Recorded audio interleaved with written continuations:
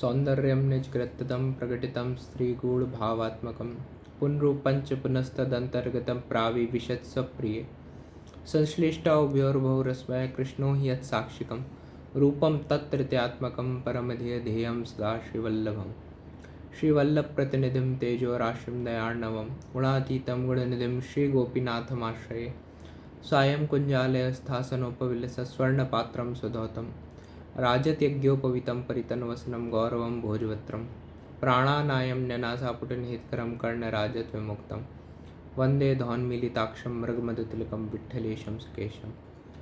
जय श्री कृष्ण वैष्णव। श्री गोवर्धन नाथ जी के चरणारविंद में कोटि कोटि दंडवत। आचार्य त्रय श्री मदाचार्य चरण, श्री गोपीनाथ प्रभु चरण, श्रीमद विट्ठलेश प्रभु चरण को दंडवत प्रणाम।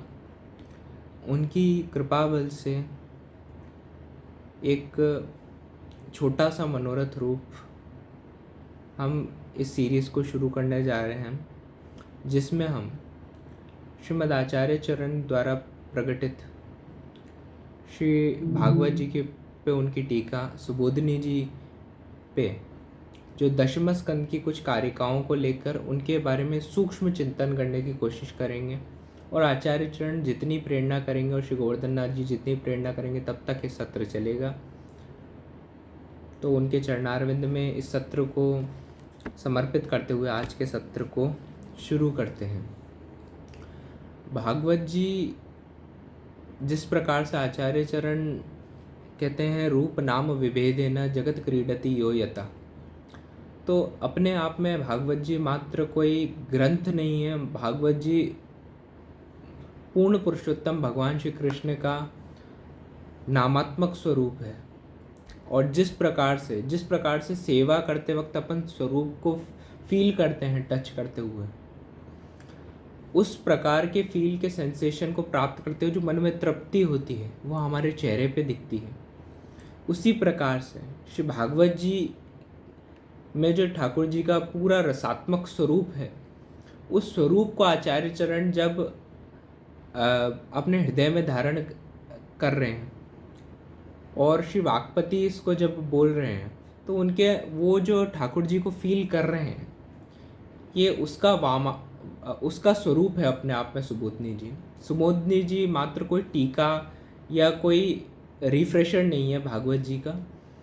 आचार्य चरण जो इन भावों को हृदय में धारण जिस प्रकार से करते हुए जो आह्लाद प्रकट कर रहे हैं, जिस तरीके से अपन ने बात करी थी कि ठाकुर जी के मंगला से पहले भगवान के सामने शंखनाद स्वामी जी का आह्लाद रूप प्रकट किया जाता है, तो ये महाप्रभु जी के द्वारा श्री भागवत जी जो प्रभु का शब्दात्मक स्वरूप है उसको जब आचार्य चरण धारण कर रहे हैं, उनके अंदर से जो आह्लाद प्रकट हो रहा है ये भागवत जी है। ये भागवत जी मात्र सुखदेव जी द्वारा प्रकटित कथा जो परीक्षित के लिए है ऐसा नहीं है, ये हर पुष्टि मार्गीय के लिए। जिस प्रकार से परीक्षित के पीछे तक्षक भाग रहा था, उसी प्रकार से परीक्षित तो फिर भी भाग्यवान थे जिन्हें पता था मात्र 7 दिनों तक ही उन्हें 7 दिनों बाद उनकी मृत्यु होने वाली है, मगर हमारा तक्षक हमें कब खा जाएगा हमें इसकी सुध तक नहीं है। और हम महाराज सुखदेव की तरह महाराज परीक्षित जितने तपस्वी और इतने ज़्यादा समझदार भी नहीं है कि हम समर्पित होके एक सद्गुरु जैसे कि उन्हें सुखदेव जी मिले उनकी तलाश में हो। तो ये कथा हम सबकी है, हम हर आधुनिक पुष्टि मार्गीय की भी है, जिनके पीछे आज के समय आधुनिक सर्प तक्षक का घूम रहा है। और हमें हमारी जीवन को बचाते हुए प्रभु के श्रेयंग की भी सेवा करनी है, अपने लौकिक जीवन को भी उनके प्रति समर्पित करना है, और सब चीज़ों को करते हुए हमारे दास धर्म को प्रधानता देनी है। दशम स्कंद भागवत जी का अपने आप में हृदय है और अपने आप में ठाकुर जी की निरोध लीला है। मगर ये निरोध लीला से पहले भी इतनी सारी जो लीलाएं होती हैं, इसके द्वारा प्रभु किस प्रकार से जीव निरोध हुए हैं, होने के कैपेबिलिटी को प्राप्त हुए हैं, ये दिखाया। उसी की कड़ी में सबसे पहले हम श्लोक लेते हैं जो जन्माष्टमी की भावना का श्लोक श्री गोपीनाथ जी द्वारा है। येन दुखेन गोपी नाम यशोदा नंदो यस्य तथा प्राकट्यो भुवन निरोधार्थ तथा मयि कृपा करू। इस पूरे श्लोक में गोपीनाथ जी प्रभु के जन्मोत्सव की भावना को बताते हैं कि जिस प्रकार से गोपी जनों, यशोदा जी, नंदराय जी आदि जितने गोप ग्वाल थे, उनके मन में जो दुख प्रकट हो रहा था और जिन्होंने आत्मसमर्पण अपना पूरा कर दिया है, उनको निरोध का फल देने के लिए प्रभु ने अपना प्रागट्य लिया। ऐसे निसाधन जीवों के लिए प्रभु ने अपना प्रागट्य लिया। तो निरोध प्राप्ति हेतु सबसे पहली चीज जो जरूरी है वो है कहीं ना कहीं जीव के अंदर प्रभु के प्रति ताप जागृत होना। जिस प्रकार से अपन ने सेवा के सूक्ष्म चिंतन में भी चर्चा करी थी कि जब प्रभु के पाठ उठाए जाते हैं जिसके ऊपर भोग धरा जाता है, और अपने यहाँ पे जो प्रभु के मंदिर वस्त्र करने की रीत है वो भी इस तरीके से नहीं है जिस तरीके से अपन लौकिक में कोई पोछा लेते हैं उसको गीला करके साफ कर देते हैं। पहले मंदिर या जिस भी स्थान पर ठाकुर जी विराजमान है उसे छींटे मार मार के ताप के सेक दिए जाते हैं, फिर उसे कपड़े द्वारा सींचा जाता है। माने सबसे पहले जीव में ताप होना जरूरी है, तब ही निरोध प्राप्त होगा। निरोध मात्र कृपा बल तो बहुत बड़ी चीज है, मगर कहीं ना कहीं प्रभु के प्रति विरह एक निरोध के लिए फलात्मक स्वरूप बनता है। सबसे पहले मंगलाचरण से शिवाकपति शुरू करते हैं। अपने निज भक्तों पर कृपा करने के लिए वेणु गीत पुण्य युगल गीत की रसवर्षा बरखाई, प्रगट पे मार्ग रीत दिखाई। श्री वाकपति सबसे पहले मंगलाचरण से शुरू करते हैं। नमामि हृदय शेषे लीलाक्षीराब्धिशायनम लक्ष्मी सहस्त्र लीलावि सेव्यमानम कलानिधिम। श्रीमद आचार्य चरण अपने सर्वात्मक दास भाव रूपी हृदय रूपी शेष जी में लीला सागर रूपी क्षीर सागर जो है उसमें जिस प्रकार से श्री आदि नारायण विराजमान होते हैं शेष जी के ऊपर, उनको नमन करते हैं। श्री आदि नारायण जो हैं वो तो फिर भी धर्मनिधि हैं, मगर श्री निरोध रूपी प्रभु श्री गोवर्धन धरण अपने आप में सर्व लीला कारक एवं अपने आप में निरोध सिद्ध कराने वाले हैं। ऐसे श्री गोवर्धन धरण को श्रीमद आचार्य चरण नमन करते हैं। स्वयं जो वेद हैं वो भगवान शेष का स्वरूप धारण करते हैं।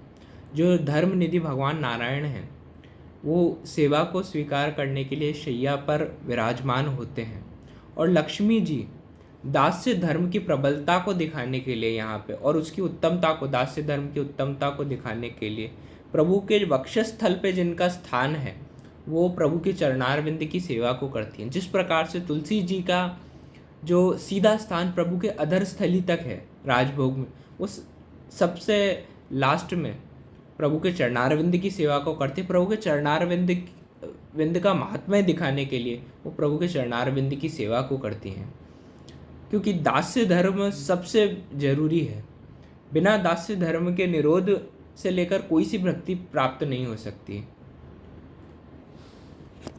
यहाँ पे जो शयन का वर्णन है वो असल में कोई सोना नहीं है। निद्रावस्था में तो आदमी सब चीज़ें भूलता है और अपनी ही कपोल कल्पना में जीता है। भगवान आदिशेष जी एवं श्री गोवर्धन धरण यहाँ पे सोने का मतलब जो है वो सोने से नहीं है। यहाँ पे सोने का मतलब एक स्थिति से है। जिस प्रकार से एक अलौकिक स्थिति में श्री गोवर्धन धरण अपने भक्तों की चल जाते हैं और उन्हें निजानंद का दान देते हैं। चतुर्विश्चय चतुर्विश्चय चतुर्विश्चय त्रिभिस्तथा षड्भिर विराजते यसौ पंचदा हृदय मम। तो पहला चतुर्भी जो है वो जन्म प्रकरण के 4 अध्यायों के लिए कहा है। दूसरा चतुर्भी जो है वो तामस प्रकरण के 4 जो अवान्तर प्रकरण आते हैं, जिसमें प्रत्येक 7-7 अध्यायों का और जिनके अवान्तर प्रकरणों का क्रमानुसार नाम तामस, प्रमाण, प्रमेय और साधन और फल है, उसके अर्थ में कहा गया है। तीसरा जो चतुर्भी है उसका वर्णन करते हुए। तो जो तीसरा जो चतुर्भी है उसका मतलब राजस प्रकरण से है, जिसके अवान्तर में 4 प्रकरण आते हैं, जिसमें प्रत्येक 7-7 अध्याय हैं और क्रमानुसार उनके नाम राजस, प्रमाण, प्रमेय, साधन और फल हैं।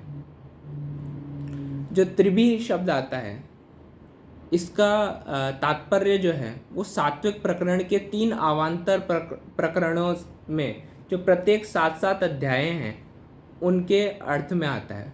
जो षड्भी है उसका गुण प्रकरण से जो ऐश्वर्य, वीर, यश, श्री, ज्ञान और वैराग्य का वर्णन करने के रूप में उन्हें कहा गया है।